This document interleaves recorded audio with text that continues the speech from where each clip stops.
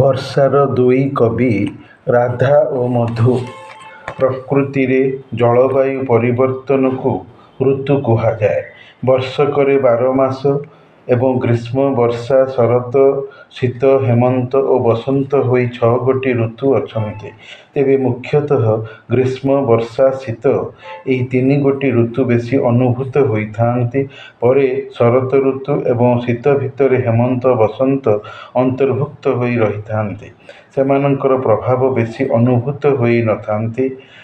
ପତ୍ର ଝଡ଼ି କଅଁଳିଆ ପତ୍ର ଦେଖାଦେଲେ ଏବଂ ଆମ୍ବ କଷି ପାଚି କୋଇଲି ରାବିଲେ ବସନ୍ତ ଋତୁ ଧରାପୃଷ୍ଠକୁ ଆସିଲା ବୋଲି ଜଣାଯାଇଥାଏ। ଜୀବନ ସହିତ ଋତୁ ଅବସ୍ଥିତି ଜଡ଼ିତ। ଜୀବନର ସୃଜନଶୀଳ କଳାତ୍ମକ ବ୍ୟାଖ୍ୟାର ନାମ ସହିତର ଭାବ ସାହିତ୍ୟ, ଯେଉଁଥିରେ ଋତୁର ରଚନା ଓ ମନୋରମ ବର୍ଣ୍ଣନା ବି ରହିଥାଏ। କବିମାନେ ସେମାନଙ୍କ ରଚିତ କାବ୍ୟ ଏବଂ କବିତାରେ ଦେଇଥାନ୍ତି। ଓଡ଼ିଆ ଆଧୁନିକ କବିତାରେ ବର୍ଷା ଋତୁକୁ ନେଇ ରାଧାନାଥ ରାୟଙ୍କର ବର୍ଷା। ରାଧାନାଥ ରାୟଙ୍କର ପୁରୀ ଜିଲ୍ଲା ସ୍କୁଲରେ ଶିକ୍ଷକତା କରୁଥିବା ସମୟରେ ତାଙ୍କର ଛାତ୍ର ଥିବା ଭକ୍ତକବି ମଧୁସୂଦନ ରାଓଙ୍କର ବର୍ଷା, ସ୍ୱଭାବ କବି ରଙ୍ଗାଜୀବ ଗଙ୍ଗାଧର ମେହେରଙ୍କର ବର୍ଷା ଚିତ୍ର, ପଲ୍ଲୀକବି ନନ୍ଦକିଶୋର ବଳଙ୍କର ବର୍ଷା, ବର୍ଷା ମଙ୍ଗଳ, ନବବର୍ଷା ଭାବନା ନାମରେ ମୁଖ୍ୟତଃ 3ଟି କବିତା ଅଛି। ନନ୍ଦକିଶୋରଙ୍କର ଆହୁରି କିଛି ବର୍ଷା ଋତୁ ସମ୍ବନ୍ଧୀୟ କବିତା ଅଛି, ଯୋଉଥିପାଇଁ ନନ୍ଦକିଶୋରଙ୍କୁ ସମାଲୋଚକମାନେ ବର୍ଷାର କବି ଆଖ୍ୟା ଦେଇଥାନ୍ତି। ନନ୍ଦକିଶୋର ନିଜେ ବି କହିଛନ୍ତି, ସଦା ଦିନେ ମୁଜେ ବରଷାର ରଙ୍କ, ମେଘ ଦେଖି ଫେଡ଼େ ମନ, ଝରଝର ଶବଦ ତିରୋହିତ ହେଲେ ବିଷଣ୍ଣ ହୁଏ ମୋ ମନ। ନାମୋଲ୍ଲେଖିତ କବିତା, ଯାହାକି ଖାଣ୍ଟି ବର୍ଷା ଋତୁ ସମ୍ବନ୍ଧୀୟ।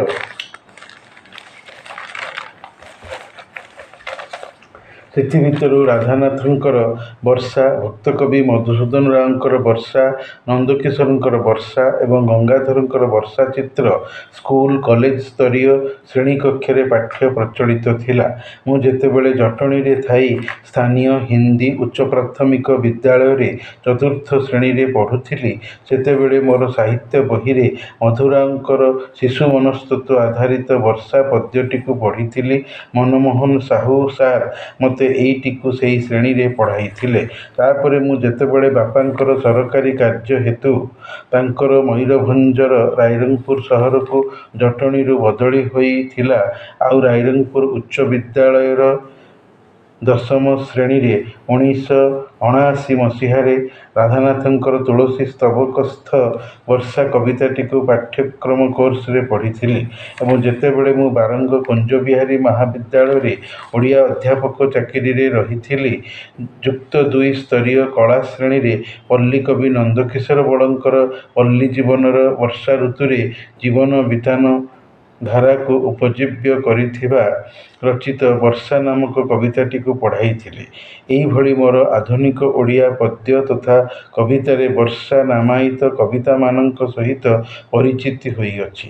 ଯେହେତୁ ଆଜି ବି ସେହି ବର୍ଷା ସଂଜ୍ଞାୟିତ କବିତାଗୁଡ଼ିକର ପ୍ରଭାବ ଓଡ଼ିଆ ସାହିତ୍ୟପ୍ରେମୀ ପାଠକ ଜନସାଧାରଣଙ୍କ ଅବିସ୍ମରଣୀୟ ମନ ଓ ମାନସିକତାରେ ଉଜ୍ଜୀବିତ ଅଛନ୍ତି।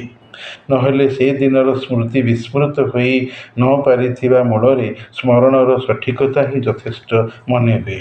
ତେବେ ମାତ୍ର 2 ପ୍ରମୁଖ କବିଙ୍କର ବର୍ଷା ଶୀର୍ଷକ କବିତାର ଏଠାରେ ଆଲୋଚନା ହେଉଅଛି, ଯାହାକି ଜନମାନସରେ ବେଶୀ ମନେ ରହିଛନ୍ତି।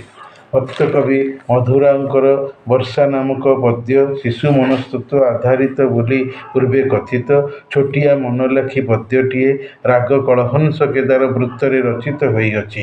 ଆସନ୍ତେ ବର୍ଷା କାଳ ନିଦାଘ ଶେଷେ, ଘୋଟୋଇ ମେଘମାଳ ଆକାଶ ଦେଶେ, ଚମକୋଇ ବିଜୁଳି ମେଘ ଦେହରେ, କମ୍ପୋଇ ବଜ୍ରନାଦେ ମହୀକାତରେ, କେତେବେଳେ ବା କଳା ମେଘ ବକ୍ଷରେ, ଶୋଭଇ ଇନ୍ଦ୍ରଧନୁ ସୂର୍ଯ୍ୟ ମୁଖରେ, ଅନାଇ ଜଳଧରେ ତୃଷା ଆକୁଳ, ଚାତକେ ଆର୍ତ୍ତସ୍ୱରେ ମାଗନ୍ତି ଜଳ, ମୂଷଳ ଧାରେ ମେଘ ବରଷେ ନୀର, ତେଣୁ ଶୀତଳ ତପ୍ତ ଧରା ଶରୀର, ଜଳେ ପୁରୋଇ ନଦୀ ବିଲ ପୋଖରୀ, ଶୁଭଇ କୃଷକର ଗୀତ ଲହରୀ, ବଢ଼ଇ ଲଙ୍ଘିକୂଳ ନଦୀ ନିକର, ଧାଏଁ ପ୍ରବଳ ବେଗେ ସ୍ରୋତ ପ୍ରଖର, ଭସାଇ ଗୃହଦ୍ୱାର ପଶୁ ମାନବେ, ଉପାଡ଼ି ମହାଦ୍ରୁମେ ଗର୍ଜେ ଭୈରବେ, ଶ୍ୟାମଳ ଦୁର୍ବାଦଳେ ଶୋଭିତ ମହୀ, ସାଧବ ବହୁ ତଥି ପରେ ଶୋଭଇ, ନୀଳୋତ୍ପଳ ଚମ୍ପା ମାଳତୀ ଜୁଇ ଯାଇ ପୂର୍ଣ୍ଣାଗ ପ୍ରଫୁଲ୍ଲ ଅତି ପୁଷ୍ପେ ଶୋଭିତ ଛଣ ପଟକିଆରି ସୁବର୍ଣ୍ଣ ଜିଣିକାନ୍ତି କିମନହାରି ଜଳ ନିକଟେ ଉଚ୍ଚେ ଡାକଇ ଭେକ ମହାହରଷ ଭରେ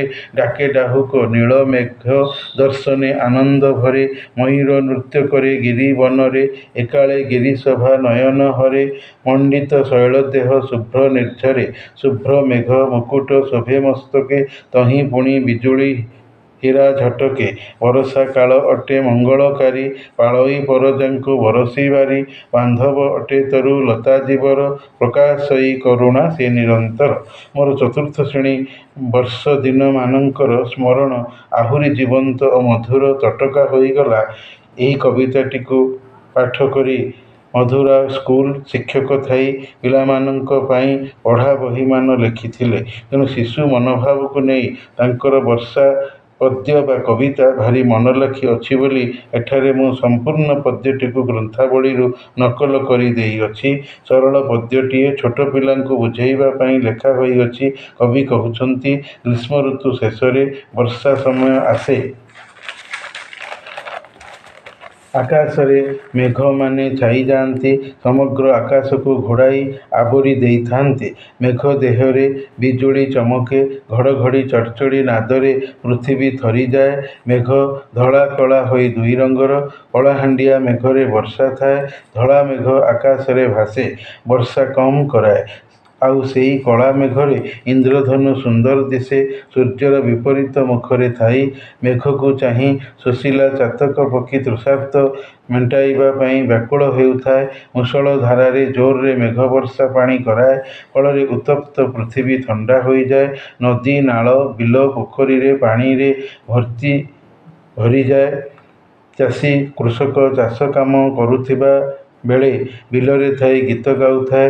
ନଦୀ ନାଳ ସମସ୍ତ କୂଳ ଡେଇଁକରି ପାଣିରେ ପ୍ରବାହିତ ଥାଏ। ପ୍ରବଳ ବେଗରେ ଜଳଧାରା ବହୁଥାଏ। ବନ୍ୟା କରାଇ ଘରଦ୍ୱାର ଭସାଏ। ପଶୁ ମାନବକୁ ସ୍ରୋତରେ ଠେଲି ପେଲି ନେଇଥାଏ। ବଡ଼ ବଡ଼ ଗଛକୁ ଘୋର ଘନ ଧ୍ୱନିରେ ଉପାଡ଼େ। ସବୁଜ ରଙ୍ଗର ଘାସରେ ପୃଥିବୀ ସୁନ୍ଦର ଦିଶେ। ଆଉ ସେଇ ସବୁଜ ରଙ୍ଗର ଘାସରେ ସାଧବ ବୋହୂମାନେ ଚାଲିଥାନ୍ତି। ବର୍ଷା ଋତୁରେ କଦମ୍ବ, ନୀଳକଇଁ, ଚମ୍ପା, ମାଳତୀ, ଜୁଇ, ଯାଇ, ପୋଲାଙ୍ଗ ଫୁଲ ଫୁଟିଥାନ୍ତି। ସଜ ଫୁଲ ସବୁ ଚାଷ ଜମିରେ ହିଡ଼ ବାଡ଼ମାନଙ୍କରେ ନାନା ଜାତିର ଘାସ ଫୁଲ ଫୁଟିଥାନ୍ତି। ବିଲମାନେ ସୁନା ରଙ୍ଗର ବର୍ଣ୍ଣ ଧରି ନୟନ ମନକୁ ଖୁସି କରାନ୍ତି। ଜଳସ୍ଥାନ ମାନଙ୍କରେ ବେଙ୍ଗମାନେ ଉଚ୍ଚ ସ୍ୱରରେ ରାବ ରଡ଼ି ଦେଇଥାନ୍ତି। କେଁ କଟର ଧ୍ୱନି କାଢ଼ି। ପୁଣି ଡାହୁକ ବା କୁମ୍ଭାଟୁଆ ମଧ୍ୟ ରାବୁଥାଏ। ନୀଳ ଆକାଶରେ ମେଘକୁ ଦେଖି ଜଙ୍ଗଲ ପାହାଡ଼ରେ ମୟୂର ନାଚେ। ପର୍ବତମାନଙ୍କରେ ମେଘ ଚରି ଯାଇ ଭାସିଥାନ୍ତି, ଯାହାକି ଦର୍ଶକର ଆଖିକୁ ସୁନ୍ଦର ଦିଶନ୍ତି। ପାହାଡ଼ ପର୍ବତରୁ ଧଳା ପରିଷ୍କାର ନଦୀ, ଝରଣା, ପ୍ରପାତର ଧାରା ବୁହେ। ପର୍ବତର ଦେହକୁ ମଣ୍ଡିତ ସୁଶୋଭିତ କରାଏ। ଧଳା ମେଘ ପର୍ବତର ମଥାମଣି ହୋଇ ମୁକୁଟ ଭଳିଆ ଦିଶିଥାନ୍ତି। ଆଉ ସେଥିରେ ବିଜୁଳି ମାଡ଼ ହୀରା ଭଳି ଲାଗେ, ଦିଶେ, ଚମକିଥାଏ। ବର୍ଷା କାଳ ଜଗତ ଉପକାରୀ। ଜଳ ବରଷାଇ ଦାନ ଦେଇ ପ୍ରଜାଙ୍କୁ ପାଳେ, ପୋଷେ। ଗଛ ଲତା ପ୍ରାଣୀ ସମସ୍ତଙ୍କର ବନ୍ଧୁ। ସବୁବେଳେ ଜୀବଜଗତ ପ୍ରତି ଦୟାଭାବ ପ୍ରକାଶେ। ପିଲାରୁ ମଣିଷ ବଡ଼ ହୁଏ ଜାଣି ମଧୁରାଓଙ୍କର ବର୍ଷା ପଦ୍ୟକୁ ଆଗେ ଆଲୋଚନା କଲି। ଏବେ କବିବର ରାଧାନାଥ ରାୟଙ୍କର ବର୍ଷା ଋତୁକୁ ଦୁର୍ଲଭ ମନୁଷ୍ୟ ଜୀବନ ଓ ତାହାର ସ୍ୱଭାବ ସହିତ ତୁଳନା ସ୍ଥିତିକୁ ସମାଲୋଚନାର ସ୍ତର ଦିଗନ୍ତକୁ ଆଣୁଅଛି। ମୂଳ କବିତା। ପ୍ରସ୍ରବଣ ଶୈଳେ କଲେ ବସତି, ସୌମିତ୍ରୀ ସଙ୍ଗେ ପ୍ରଭୁ ରାଘବ ପତି। ବହଇ ଗୋଦାବରୀ ସେ ଗିରି ପାଦେ, ଶିଳା ବନ୍ଧୁର ସେଜେ ଝରଝର ନାଦେ। ଏକେ ସୁନ୍ଦର ଗିରି ଝର ଶିରାଳ, ଦୁଜେ ମହୀରେ ବିଜେ ବରଷା କାଳ। ମେଘ ମାଳେ ମେଦୁର ଦେଖି ବିତାନ, କହନ୍ତି ଲକ୍ଷ୍ମଣଙ୍କୁ ଶ୍ରୀ ରଘୁରାଣ। ଲକ୍ଷ୍ମଣ ଘନ ଦେଖି ନାଚଇ କେକି, ଭକତ ଯଥା ଭବ ମାୟା ଉପେକ୍ଷୀ। ଭିତରେ ଅକାତରେ ଜୀବନ ଘନ, ଧନ୍ୟ ଯେ ଦାତା ଜାଣେ ଯାଚକ ମନ। ନୀଳ ନିରଦ ମାଳେ ଖେଳେ ଚପଳା, ଖଳ ବିରତି ପ୍ରାୟ ସଦା ଚପଳା। ବର୍ଷନ୍ତି ମହୀ ମୁଖେ ନଈ ଅମ୍ବୁଦେ, ବିଦ୍ୟା ସମ୍ପଦେ ଯଥା ନମନ୍ତି ବୁଧେ। ବେନି କୋଟିକି ନିହି ବେନି ଶିଖରେ ତ୍ରିବର୍ଣ୍ଣ ଜ୍ୟୋତି ସ୍ରୋତ ସୃଜି ଅମ୍ବରେ। ମଣ୍ଡେ ଜିମୁତ ଭାଲ ଚକ୍ର କାର୍ମୁକ ଆଶା ଉଜ୍ଜଳେ ଯଥା ଆସ୍ତିକ ମୁଖ। ଠାବେ ଠାବେ ଶୈଳ ନୀଳ ବିଗ୍ରହେ ଧବଳ ଅଭ୍ରଖଣ୍ଡ କିଶୋଭା ବହେ। ଚିତ୍ତେ ହୁଅଇ ପ୍ରତେ ପଡ଼ିଛି ଟିକି କ୍ଷୀରୋଦ ଫେଣ ବିଷ୍ଣୁ ଅଙ୍ଗେ ଛିଡ଼ିକି। ଜଳପ୍ରପାତ ଗର୍ଜି ଗଭୀର ରବେ ତୁଙ୍ଗ ଭୃଗୁରୁ ଡେଇଁ ପଡ଼େ ଭୈରବେ। ସେ ରାବେ ପ୍ରତିରାବ ଦିଅଇ ଧରି ଧର୍ମ ଶାସନେ ହୃଦ ବିବେକ ପରି। ସହନ୍ତି ଧାରାପାତ ଶୈଳ ଗଣ ଖଳ ବଚନ ଯଥା ସହେ ସୁଜନ। ଫିଟିଛି ଝର ଦେଖ ଟାଙ୍ଗର ଅଙ୍ଗେ ପାଷଣ୍ଡେ ହରିପ୍ରେମ ଯଥା ସୁସଙ୍ଗେ। ଚାଲନ୍ତି କୂଳ ଲଙ୍ଘେ ଗିରି ସରିତେ ମତ୍ତ ପାମର ଯଥା ଅଳପ ବିତ୍ତେ। ଗୋଦାବରୀ କି ସର୍ବେ କରନ୍ତି ଗତି ମହତ ଆଶ୍ରା ବିନୁ କାହିଁ ମୁକତି।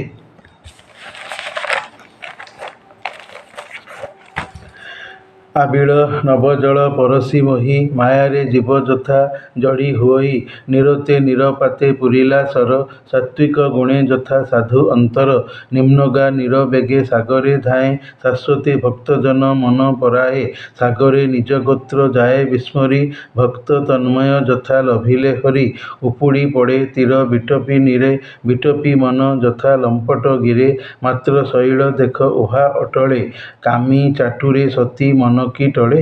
ଲଙ୍ଘଇ ନଦୀ ସ୍ରୋତ ସେତୁ ବନ୍ଧନ ରାଜଦ୍ରୋହୀ ଯେସନ ରାଜ ଶାସନ। ବହି ଯାଉଛି ବାରି ଭେଦି କିଆରି ମର୍ଯ୍ୟାଦା ଲଙ୍ଘେ ଯଥା ସ୍ୱତନ୍ତ୍ରା ନାରୀ। ଦର୍ଦୁର ରବ ଶୁଣି ନୀରବ ପିକ ମୂଢ଼ ସଭାରେ ମୂକ ଯଥା ଧାର୍ମିକ। ଡାହୁକ ବଂଶ କୁଞ୍ଜେ ନିରତେ ରାବେ ବହୁଭାଷୀ ଯେସନ ଜଳ୍ପେ ସ୍ୱଭାବେ। ହରିତ ଦୁର୍ବାଦଳେ ହୋଇ ମଣ୍ଡନ ନିଦାଘ ରୁକ୍ଷ ମୋହି ଦିଶେ ଯତନ। ସରସ ସାଧୁ ହୃଦ ହୁଏ ଯେପରି ଶୁଷ୍କ ବୈରାଗ୍ୟେ ଭକ୍ତିରସ ସଞ୍ଚରି। ପଲ୍ଲବ କଅଁଳିଲା ବୃକ୍ଷେ ଅନେକ ସାଧକ ହୃଦେ ଯଥା ଉଦେ ବିବେକ।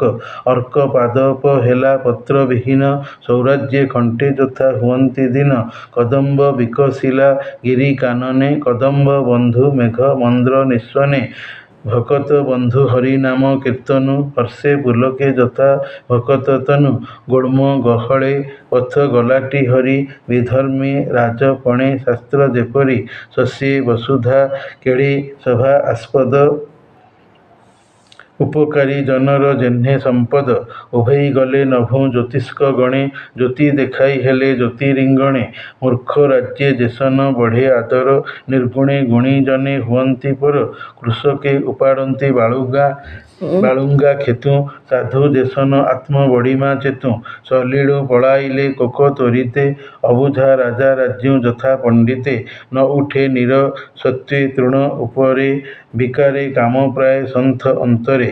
ଜନ୍ତୁ ସଂକୁଳ ବନସ୍ଥଳୀ ସମ୍ପ୍ରତି ସୌରାଜ୍ୟେ ପ୍ରଜାପୂର୍ଣ୍ଣ ରାଷ୍ଟ୍ର ଯେମିତି। ବାଟୋଇ ଠାବେ ଠାବେ ଅଟକି ରହେ ଇନ୍ଦ୍ରିୟ ଯଥା ଦିବ୍ୟ ଜ୍ଞାନ ଉଦୟେ। ପ୍ରବଳ ବାୟୁ କେବେ ତଡ଼େ ଜଳଦ କୁପୁତ୍ର ଯଥା କୁଳ ଧର୍ମ ସମ୍ପଦ। କ୍ଷଣେ ନିବିଡ଼ ତମ ଗ୍ରାସଇ ଧରା କ୍ଷଣେ ଉପୁଜେ ପୁଣି ପ୍ରଚଣ୍ଡ ଖରା। କୁସଙ୍ଗ ଏହିପରି ସୁଜ୍ଞାନ ନାଶେ ସୁସଙ୍ଗ ଏହିପରି ଜ୍ଞାନ ପ୍ରକାଶେ। ଦେଖ ମଳିନ ହୋଇ ଆଶ୍ରମ ସର ନ ବହେ ହୃଦେ ଛବି ତୀର ବନର। ମତିକି କଳୁଷିତ କଲେ ଯେସନ ଅକ୍ଷମ ଜନେ ପର ଗୁଣ ଗ୍ରହଣେ। ଦେଖ ଦେଖ ଅଗ୍ରତେ ସରସୀ ଜଳେ ପଡ଼ି ମଣ୍ଡୁକ କ୍ରୂର ଅହି କବଳେ। ବିକଳେ ରାବୁ ରାବୁ ଊର୍ଦ୍ଧ୍ୱେ ଉଡ୍ଡୀନ ଉହୁଙ୍କି ଶିଶୁ କଙ୍କି ଦେଲା ଗିଳିଣ। କାଳ କବଳେ ସିନା ଏରୂପେ ଭାଇ ଆରତେ ନର ଘାରି ହେଉଣ ଥାଇ। ତେବେହେଁ ମନା ଶୋଇ ଲଭି ଏ ଦଶା ମେଣ୍ଟାଇବାକୁ ଭବ ଭୋଗ ଲାଳସା। ବରଷା କାଳ ଅଟେ ଉଦ୍ଭିଦ ମିତ୍ର ମାତ୍ର ପଙ୍କଜ ମଲା ନୋହେ ବିଚିତ୍ର। ଜଳ ଗହଳ ହେଲା ତାପକ୍ଷେ ଯମ ଅତି ସମ୍ପଦ ବାବୁ ମହାବିଷମ। ଦୀର୍ଘ କବିତା ସୁନ୍ଦର କବିତା ତୁଳନାଧର୍ମୀ କବିତା। ପ୍ରକୃତି ଏବଂ ଜୀବନ ମଣିଷ ଜୀବନକୁ ତୁଳନା କରିଛନ୍ତି ସୁନ୍ଦର ଭାବରେ କବି। ଏବେ କବିତାର ଆଲୋଚନା। ରାମ ଲକ୍ଷ୍ମଣ ବେନି ଭାଇ ଗୋଦାବରୀ ନଦୀତଟ ପ୍ରସ୍ରବଣ ନାମକ ପର୍ବତରେ ଥିବାବେଳେ ବର୍ଷା ଋତୁ ଆସିଛି। ଥରେ ଗୋଦାବରୀ ନଦୀକୂଳ ପାଖରେ ଦୁଇ ଭାଇ ବସିଥିବା ବେଳେ ଅଗ୍ରଜ ରାମଚନ୍ଦ୍ର ଅନୁଜ ଲକ୍ଷ୍ମଣଙ୍କୁ ବର୍ଷା ଋତୁର ପ୍ରାକୃତିକ ଶୋଭା ବର୍ଣ୍ଣିବା ସହିତ ମଣିଷ ଜୀବନର ସ୍ୱଭାବ ବୈଚିତ୍ର୍ୟକୁ ସମନ୍ୱୟିକ ବ୍ୟାଖ୍ୟା କରି କହୁଛନ୍ତି, ଗୋଦାବରୀ ନଦୀ ପର୍ବତର ଦନ୍ତୁରିତ ଦେହରେ ଉଛୁଳି ଝରୁଥିଲା ଘନ ଗର୍ଜନ ସହିତ। ଲକ୍ଷ୍ମଣକୁ ଦେଖାଇ କହୁଛନ୍ତି, ହେ ଲକ୍ଷ୍ମଣ, ତୁମେ ଦେଖ, କେଡ଼େ ସୁନ୍ଦର ପର୍ବତର ଶିଖର ଦେଶରୁ ଝରଣା ବହୁଛି। ପୁଣି ପୃଥିବୀରେ ବର୍ଷା ଋତୁ ଆସିଛି। ମେଘମାଳାରେ ମେଘ ଖୁନ୍ଦି ହୋଇ ଅଛନ୍ତି, ଆଉ ସେଇ ମେଘକୁ ଦେଖି ମୟୂର ନାଚୁଛି। ଯେମିତି ଭଗବାନଙ୍କର ଭକ୍ତ ଭଗବାନଙ୍କର ଉପାସନା ପାଇଁ ସଂସାରକୁ ଛାଡ଼ି ଦେଇଅଛି। ମେଘ ଅକାତରେ କୃପଣ ନ ହୋଇ ବର୍ଷାପାତ କରାଉଅଛି। ଠିକ୍ ଯେମିତି ଦାନୀ ଲୋକ ଦାତା ହୋଇ ଅକାତରେ ବିନା ଦ୍ୱିଧାରେ ମାଗୁଣିର ମନ ଜାଣି ଦାନ ଦେଇଥାଏ। ନୀଳ ମେଘରେ ବିଜୁଳି ଯେମିତି ମାରୁଛି, ମନ୍ଦ ଲୋକର ଭଲ ପାଇବା ବିଜୁଳି ପରିକା ହୋଇଥାଏ, ମାନେ ଶଠପ୍ରୀତି, ଆନ୍ତରିକ ଭଲ ପାଇବା ନୁହେଁ ବା ନଥାଏ। ପୃଥିବୀ ଆଡ଼କୁ ନଇଁ କରି ଯେମିତି ବର୍ଷା ଜଳ ଝରିଥାଏ, ସେମିତି ବିଦ୍ୟା ଧନରେ ଧନୀ ଜ୍ଞାନୀ ଗୁଣୀ ଲୋକେ ନମ୍ରଭାବ ଆଚରିଥାନ୍ତି। ନମ୍ର ଭଦ୍ର ଶିଷ୍ଟ ଶାଳୀନ ମାର୍ଜିତ ହୋଇଥାନ୍ତି।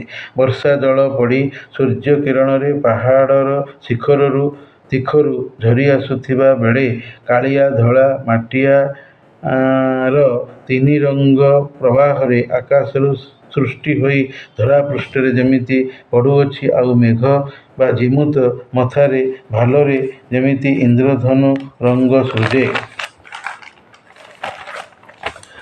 ଭଗବତ୍ ବିଶ୍ୱାସୀ ଆସ୍ତିକ ମୁଖରେ ଆଶା ଉଦୟ ଭାବ ଭଳି, ଅର୍ଥାତ୍ ଆସ୍ତିକ ଭଗବତ୍ କରୁଣାରେ ଭରସା ରଖେ। ତାର ମୁହଁ ମଳିନ ହତାଶ ନଥାଇ ଉଜ୍ଜ୍ୱଳିତ ଥାଏ, ତେଜିୟାନ୍ ଦିଶୁଥାଏ। ନୀଳ ପର୍ବତର କୋଉଠି କୋଉଠି ବର୍ଷା ଜଳ ପଡ଼ି ଧଳା ଅଭ୍ରଗୁଣ୍ଡର ବିଖଣ୍ଡିତ ଭ୍ରମ ଆଣୁଥିବା ଭଳି, ସୁନ୍ଦର ଦିଶୁଥିବା ଭଳି ସତେକି ମନେ ହେଉଛି। କ୍ଷୀରସାଗରରେ ରହିଥିବା କ୍ଷୀର ଅଂଶ ସବୁ ବିଷ୍ଣୁଙ୍କ ଦେହରେ କେହି ଛାଟି ଦେଇଛି। ଜଳପ୍ରପାତ ଘୋର ଗର୍ଜନର ଧ୍ୱନି ଦେଇ ଅତି ଉଚ୍ଚ ଗର୍ତ୍ତରୁ ଭୃଗୁରୁ ଭୟଙ୍କର ବା ଭୈରବ ଭୟ ସୃଷ୍ଟିରେ ତଳକୁ ପଡ଼ୁଅଛି, ପ୍ରତିଧ୍ୱନି ସୃଷ୍ଟି କରି। ଧର୍ମର ଶାସନରେ ମନରେ ବିବେକର ଜନ୍ମଜାତ ଭଳି। ପର୍ବତ ବର୍ଷାର ଧାରା ପଡ଼ିବାକୁ ଯେମିତି ସହେ, ମନ୍ଦ ଲୋକର କଡ଼ା କଟୁ କଥାକୁ ସେମିତି ଭଲ ଲୋକ ସହିଥାନ୍ତି। ଟାଙ୍ଗରା ଭୂଇଁରେ ଯେମିତି ବର୍ଷା ଜଳର ବନ୍ୟା ନଦୀ ବୋହିବାର ଭ୍ରମ ସୃଷ୍ଟି କରି ବହୁଛି, ସେଇମିତି ପାପୀ ଲୋକ ସାଧୁ ସଙ୍ଗରେ ପଡ଼ି ହରିପ୍ରେମକୁ ଆସେ, ଭଲ ଲୋକ ହୋଇଯାଏ। ପାହାଡ଼ୀ ନଈ କୂଳ ଡେଇଁ ଯେମିତି ବହୁଅଛି, ପାପିଷ୍ଠ ବଦମାସ୍ ପାମର ଲୋକ ଅଳ୍ପ ପାପରେ ବି ମଗ୍ନ ବ୍ୟସ୍ତ ରହେ। ପାହାଡ଼ୀ ଛୋଟ ବଡ଼ ଝରଣା ସବୁ ଗୋଦାବରୀ ନଦୀରେ ଆସି ମିଶିବାର ଦେଖାଯାଉଛି। ସେଇମିତି ଭଲ ଲୋକର ଆଶ୍ରା ନ ମିଳିଲେ ମନ୍ଦ ଲୋକର ମୁକ୍ତି ନାହିଁ। ସେ ଶାସ୍ତି ଭୋଗିବ ଏକା। କାରଣ ମହାନ୍ ଲୋକଠାରେ ଦୟା ଥାଏ। ସେଇ ଦୟା ବଳରେ ସେ ମନ୍ଦ ଲୋକକୁ କ୍ଷମା ଦିଏ, ଦୋଷ ମାଫ କରିଥାଏ। ନୂଆ ସଫା ବର୍ଷା ଜଳ ପୃଥିବୀ ମାଟିରେ ପଡ଼ି ଯେମିତି ମଇଳା ମାଟିଆ ଗୋଳିଆ ହୋଇଥାଏ, ସେପରି ସଂସାରର ତୁଚ୍ଛ ଅଳୀକ ମାୟା ମୋହ ଭ୍ରାନ୍ତିରେ ପଡ଼ିଯାଏ ମନ। ପୋଖରୀ ଅବିଶ୍ରାନ୍ତ ବର୍ଷାରେ ଭର୍ତ୍ତି ହୋଇ ଯାଇଥିବା ଭଳି ସାଧୁ ମନ ଈଶ୍ୱର ବିଶ୍ୱାସର ସତ୍ ସାତ୍ତ୍ୱିକ ଗୁଣରେ ଭରିଯାଏ। ନଦୀ ବା ନିମ୍ନଗା ଶୀଘ୍ର ଶୀଘ୍ର ସାଗର ସଙ୍ଗମ ହେବା ପାଇଁ ଧାଉଁଥାଏ। ଭକ୍ତର ମନ ସବୁବେଳେ ଭକ୍ତିରେ ଭରପୂର ହୋଇଥାଏ। ସାଗରରେ ନଦୀ ମିଶି ଯେମିତି ନଦୀ ନିଜର ନିଜତ୍ୱ ସ୍ଥିତି ହରାଏ, ନିଜକୁ ଭୁଲେ, ଭକ୍ତ ସେମିତି ଭଗବତ୍ ଚିନ୍ତା ଓ ପ୍ରେମରେ ମଜ୍ଜିଥାଏ, ସତେକି ଭଗବାନଙ୍କୁ ପାଇଯାଇଛି। ପ୍ରବଳ ବର୍ଷାରେ ନଦୀ କୂଳରେ ଗଛ ବୃକ୍ଷ ଯେମିତି ଉପୁଡ଼ିଥାଏ, ସେମିତି ଲମ୍ପଟ କାମାସକ୍ତ ସ୍ତ୍ରୈଣ ଲୋକର କଥାରେ ଖାଲି ନାରୀ ଉପଭୋଗର ବଜାରି କଥା ଥାଏ। ପର୍ବତ ପାହାଡ଼ କିନ୍ତୁ ସ୍ଥିର ଅଟଳ ଅଚଳ ଦୃଢ଼ ଥାଏ। ବର୍ଷା ବନ୍ୟା ଜଳ ତାକୁ ଦୋହଲାଇ ହଲାଇ ପାରେନା। ଯେମିତି ପ୍ରକୃତ ସତୀ ନାରୀ ବଜାରି ପରଦାରାସକ୍ତ ପୁରୁଷର କାମାସକ୍ତ କଥାରେ ଭଳିଯାଏନା, ମନକୁ ପୂର୍ବ ଭଳି ଦୃଢ଼ ରଖେ। ବନ୍ଧ ବାଡ଼ ଡେଇଁ ଯେମିତି ବର୍ଷା ଜଳ ବୁହେ, ଯେମିତି ନଈ ଉଛୁଳେ, ସେମିତି ରାଜଦ୍ରୋହୀ ଯଦି ରାଜ୍ୟ ଶାସକ ହୁଏ, ସେ ଅବଶ୍ୟ କୁଶାସନ କରିବ ହିଁ କରିବ। ବର୍ଷା ଜଳ ଚାଷ ଜମି ଡେଇଁ ଭେଦ କରି ବୋହିଥାଏ, ସେମିତି ସ୍ୱେଚ୍ଛାଚାରିଣୀ ନାରୀ ମାନ ସମ୍ମାନ କିଛିକୁ ଖାତିର କରେନା, ବଡ଼ ସାନ ମାନ୍ୟର ରଖି ନଥାଏ। ବେଙ୍ଗ ରାବ ଶୁଣି କୋଇଲି ନୀରବ, ମୂର୍ଖଙ୍କ ସଭାରେ ବୁଦ୍ଧିମାନ୍ ଲୋକ ଚୁପ୍ ଥାଏ, କାରଣ ମୂର୍ଖ ଭଲ କଥା ଶୁଣିବନି। ଡାହୁକ ବା କୁମ୍ଭାଟୁଆ ବାଉଁଶ ବଣରେ ରାବୁଅଛି, ସେମିତି ବାଚାଳ ଲୋକ ବକର ବକର ହୋଇ ଚାଲିଛି ପାଟିକୁ ବନ୍ଦ ନ କରି। ଗ୍ରୀଷ୍ମ ଋତୁର ସମୟରେ ପୃଥିବୀର ଯେଉଁ ଘାସପତର, ଗଛ, ବୃକ୍ଷ, ପିଙ୍ଗଳ, ହଳଦିଆ, ମଲା, ଶୁଖିଲା ଦିଶୁଥିଲା, ବର୍ତ୍ତମାନ ବର୍ଷାରେ ସେ ଶ୍ୟାମ ସବୁଜିମାରେ ହରାଭରା ଘଞ୍ଚ ଗହଳ ଦିଶୁଅଛି। ସାଧୁ ମନ ଭକ୍ତି ରସରେ ଭରପୂର, ଆପ୍ଳୁତ ଭଳି। ସଂସାର ପ୍ରତି ବିରାଗୀ ସିନା, ଭକ୍ତିରେ କିନ୍ତୁ ଗଦଗଦ। ଗଛମାନଙ୍କର କଅଁଳିଆ ପତ୍ର ସାଧନାକାରୀ ପରିଶ୍ରମୀ ମନରେ ବିବେକର ଦେଖା ଦେବା ଭଳି। ସୂର୍ଯ୍ୟକିରଣ ଅର୍କରେ ଗଛପତ୍ର ଝଡ଼ା ହୋଇ ଥାଏ, ଶୁଖିଯାଇ ସୁଶାସନରେ ଯେମିତି ଚୋର, ଚାଣ୍ଡାଳ, ଠକ, ଖଣ୍ଟ ଲୋକ ଡରି ମରି ଗରିବ ଦୀନ ଦରିଦ୍ର ହୋଇ ରହିଥାନ୍ତି। ବର୍ଷା ଋତୁରେ କଦମ୍ବ ବନ ସୁନ୍ଦର ଦିଶେ। କଦମ୍ବର ବନ୍ଧୁ ମେଘ ଘନଘୋର ଗର୍ଜୁଥାଏ। ଭକ୍ତର ହରିନାମ କୀର୍ତ୍ତନ ଶୁଣିକି ଆଉ ଏକ ଭକ୍ତର ଦେହ ଖୁସିରେ କୁରୁଳି ଉଠେ। ବର୍ଷା ଋତୁରେ ଅନାବନା ଘାସ ଗୁଳ୍ମ ଜମି ବାଟକୁ ବନ୍ଦ କରି ଦେଇଥାଏ। ଅଧାର୍ମିକ ଶାସକ ଧର୍ମଶାସ୍ତ୍ର କିଛିକୁ ମାନି ନ ଥାଏ। ଅନୈତିକ ଅନାଦର୍ଶ କାମ କରେ। ବର୍ଷାରେ ଚାରିଆଡ଼ ଭରପୂର ହରାଭରା ଶ୍ୟାମ ସବୁଜିମାମୟ ପରିବେଶରେ ପୃଥିବୀ ସୁଜଳା ସୁଫଳା ଶସ୍ୟ ଶ୍ୟାମଳା। ଉପକାରୀ ଲୋକ ଉପକାର ସମ୍ପଦ ଧାରଣ ଭଳି। ବର୍ଷାର ରାତ୍ରି ଆକାଶରୁ ତାରାମାନେ ମେଘ ଘୋଟିବା ଯୋଗୁଁ ଦିଶୁନାହାନ୍ତି, ଉଭେଇ ଯାଇଥାନ୍ତି, ପରନ୍ତୁ ଜୁଳୁଜୁଳିଆ ପୋକମାନେ ଯାହା ଆଲୋକ ବିକିରଣ କରିଥାନ୍ତି। ମୂର୍ଖ ରାଜ୍ୟରେ ଯେମିତି ମୂର୍ଖାମିର ଆଦର ବଢ଼େ, ଗୁଣୀ ଲୋକର ଆଦର ସମ୍ମାନ ରହେନା। ପର ହୋଇଯାଆନ୍ତି, ଖୋଜି ଲୋଡ଼ି ନଥାନ୍ତି। ଚାଷୀ କ୍ଷେତ ବା ଚାଷ ଜମିରୁ ବାଳୁଙ୍ଗା ଯେମିତି ବାଛିଥାନ୍ତି, ସାଧୁ ଲୋକ ଗର୍ବ ଫୁଟାଣି ନିଜର ବଡ଼ିମା ଦେଖାଇବାଠାରୁ ଦୂରେଇ ରହିଥାନ୍ତି। ପାଣି କୂଳରୁ ସନ୍ଧ୍ୟା ହେବା ଫଳରେ ଚକୁଆ ପକ୍ଷୀ ଯେମିତି ଶୀଘ୍ର ପଳେଇଗଲେ ଅବୁଝା ରାଜା ଓ ତା'ର ରାଜ୍ୟରୁ ସେମିତି ପଣ୍ଡିତ ବୁଦ୍ଧିଆ ଲୋକ ପଳାନ୍ତି। କାରଣ ସମ୍ମାନହାନି ଭୟରୁ ଘାସ ବୃକ୍ଷ ଉପରେ ପାଣି ଉଠେନା।